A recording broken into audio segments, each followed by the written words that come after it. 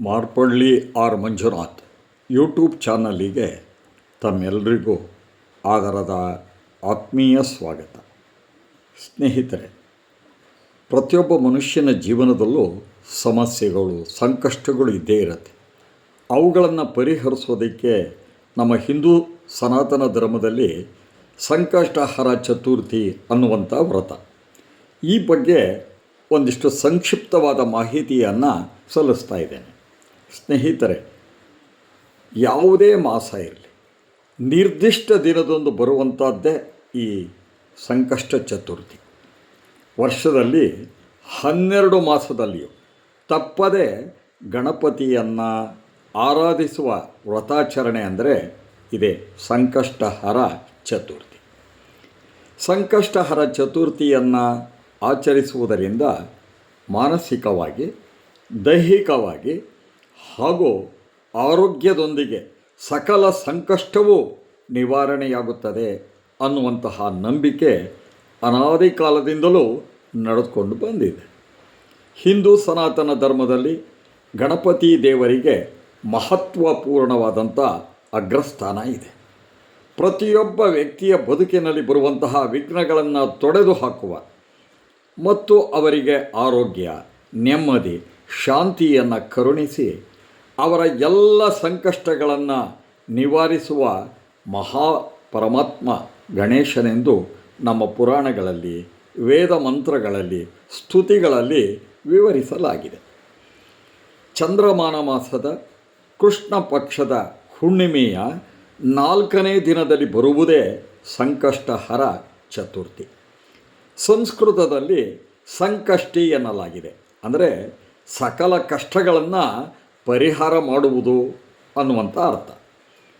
ವಿಘ್ನ ನಿವಾರಕನಾದಂತಹ ಗಣಪತಿಯ ಅನುಗ್ರಹ, ಕರುಣೆಯನ್ನು ಪಡೆಯಲು ಹಾಗೂ ಬದುಕಿನಲ್ಲಿ ಬರುವ ಎಲ್ಲ ಕಷ್ಟಗಳನ್ನು ನಿವಾರಿಸಲು, ಶಾಂತಿ ಮತ್ತು ನೆಮ್ಮದಿಯೊಂದಿಗೆ ಸಂಪತ್ತನ್ನು ಪಡೆದುಕೊಳ್ಳಲು ಪ್ರತಿ ಮಾಸದಲ್ಲಿ ಬರುವ ಕೃಷ್ಣ ಪಕ್ಷದ 4ನೇ ದಿನದಲ್ಲಿ ಈ ವ್ರತದ ಆಚರಣೆಯನ್ನು ಗಣಪತಿಯ ಭಕ್ತರು ಮಾಡ್ತಾರೆ.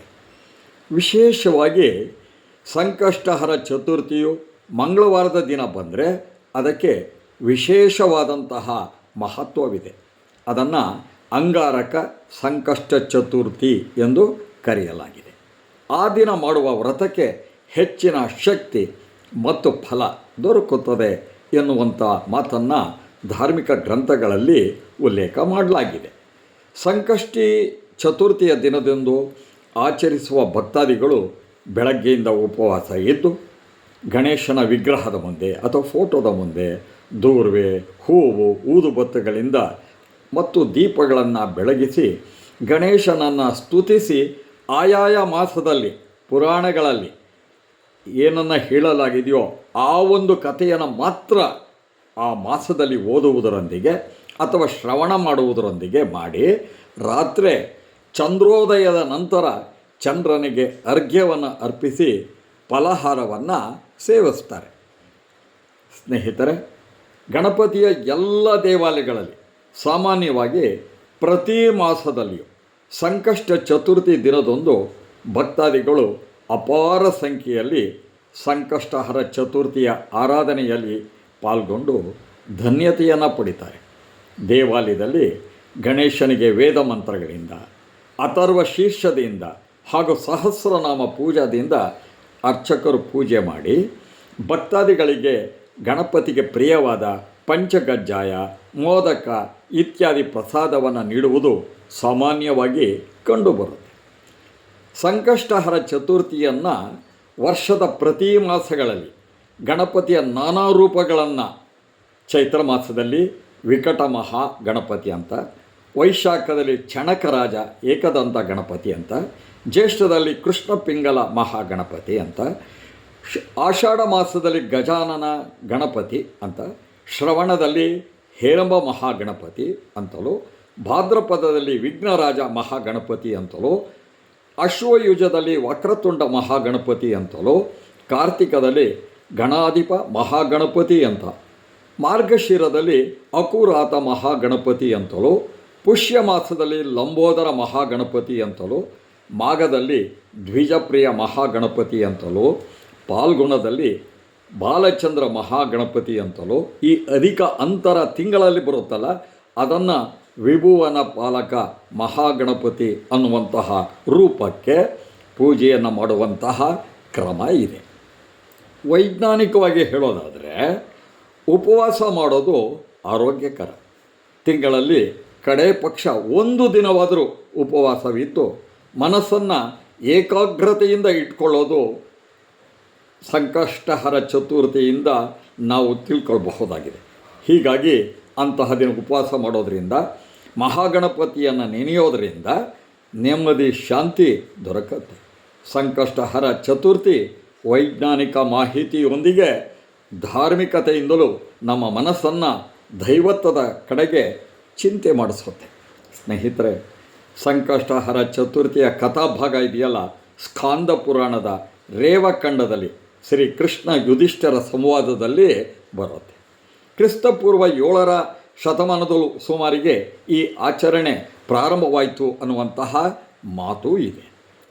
ಅಲ್ಲದೆ ಅಭಿಷೇಕ ಮಹರ್ಷಿ ತನ್ನ ಶಿಷ್ಯನಾದ ಐಶ್ವರ್ಯನನ್ನು ಬೋಧಿಸುವ ಸಂದರ್ಭದಲ್ಲಿಯೂ ಈ ಸಂಕಷ್ಟಹರ ಚತುರ್ಥಿಯ ಬಗ್ಗೆ ವಿಶೇಷವಾದಂತಹ ವಿಚಾರ ಉಲ್ಲೇಖವಾಗಿದೆ. ಸ್ನೇಹಿತರೆ, ಗಣಪತಿಯನ್ನು ನೆನೆದರೆ ಯಾವುದೇ ರೀತಿಯ ಕಷ್ಟಗಳು ಬರೋದಿಲ್ಲ. ಎಲ್ಲ ವಿಘ್ನಗಳನ್ನು ನಿವಾರಿಸ್ತಾನೆ, ನಮ್ಮನ್ನು ರಕ್ಷಣೆ ಮಾಡ್ತಾನೆ ಅನ್ನುವಂತಹದ್ದು ನಮ್ಮ ಹಿಂದೂ ಸನಾತನ ಧರ್ಮದಲ್ಲಿ ಬರುವಂತಹ ಮಾತು, ನಂಬಿಕೆ. ಸ್ನೇಹಿತರೆ, ವಕ್ರತುಂಡ ಮಹಾಕಾಯ ಕೋಟಿ ಸೂರ್ಯ ಸಮಪ್ರಭ ನಿರ್ವಿಘ್ನಂ ಕುರು ಮೇ ದೇವ ಶುಭ ಕಾರ್ಯೇಷು ಸರ್ವದ. ನಮಸ್ಕಾರ. ಈಗ ಜಾಹೀರಾತು. ಸ್ನೇಹಿತರೆ, ಕೇಶಸಿದ್ಧಿ ತೈಲ ಇದನ್ನು ಬಳಸಿದಂತಹ ನಮ್ಮ ಸ್ನೇಹಿತರು, ಗ್ರಾಹಕರು, ಅವರಿಗೆ ನಾನು ಮೊದಲನೇದಾಗಿ ಅಭಿನಂದನೆಯನ್ನು ಸಲ್ಲಿಸ್ತೇನೆ. ಅವರ ಹೇಳಿಕೆಯನ್ನು ನಾವು ಚಿತ್ರದ ರೂಪದಲ್ಲಿ ತಿಳಿಸ್ತಾ ಇದ್ದೇವೆ. ಸ್ನೇಹಿತರೆ, ಈ ಕೇಶಸಿದ್ಧಿ ತೈಲ ತಲೆ ಹೊಟ್ಟು ನಿವಾರಣೆ, ತಲೆ ಕೂದಲು ಉದರದಿರಲು, ತಲೆನೋವು ಬಾರದಿರಲು, ತಲೆ ಕೂದಲು ಕಪ್ಪಾಗಲು, ನಿದ್ರಾಹೀನತೆ ನಿವಾರಣೆಯಾಗಲು ಅತ್ಯಗತ್ಯವಾಗಿ ಇದು ತನ್ನ ಗ್ಯಾರಂಟಿಯನ್ನು ನೀಡ್ತಾ ಇದೆ. ಸ್ನೇಹಿತರೆ, ನಮ್ಮ ಸ್ನೇಹಿತರು ಈ ಬಗ್ಗೆ ಏನು ಹೇಳಿದ್ದಾರೆ ಅದನ್ನು ಈ ಜಾಹೀರಾತಿನಲ್ಲಿ ತೋರಿಸ್ತಾ ಇದ್ದೇನೆ.